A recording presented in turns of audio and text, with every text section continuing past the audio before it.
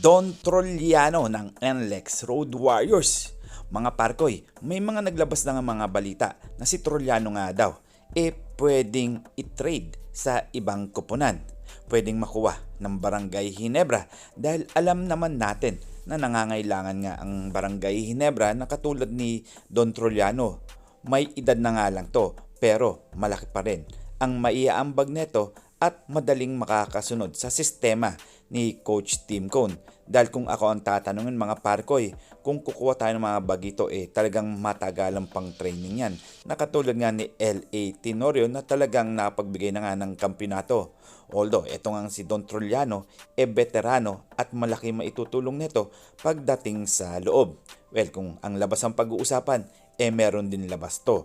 Ang sistema nga ni Coach Tim Cone kayang-kayang kunin sa laruan sa loob ni Trolliano dahil nga medyo madadalian na to dahil veterano na nga to at mapag-aaralan naman siguro niya ang mga galawan ng Barangay Ginebra.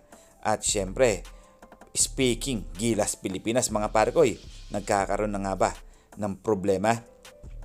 Ang Gilas Pilipinas nga napilayan na nga ng isang player na katulad nga ni Scotty Thompson.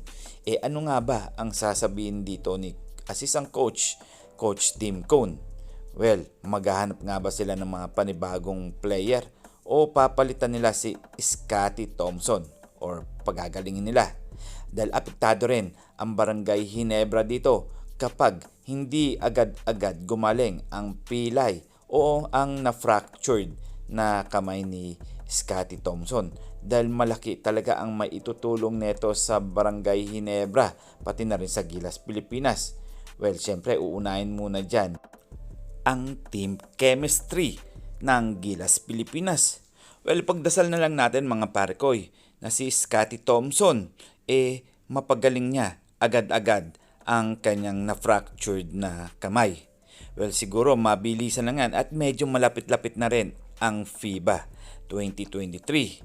Sana nga gumaling na siya para at least ang pagbabalik niya sa Gilas Pilipinas talagang makakatulong na at hindi na sila maghanap ng mga panibagong magdadala ng bola sa loob dahil alam naman natin kung paano maglaro ang Scotty Thompson pagdating sa labas at loob. Kayo mga parkoy, ano nga ba ang inyong magiging opinion dito? At ano ang inyong magiging komento? At syempre, sasagutin natin yan isa-isa. And this is Ton The Boy Vlogs. I'm out. God bless you all.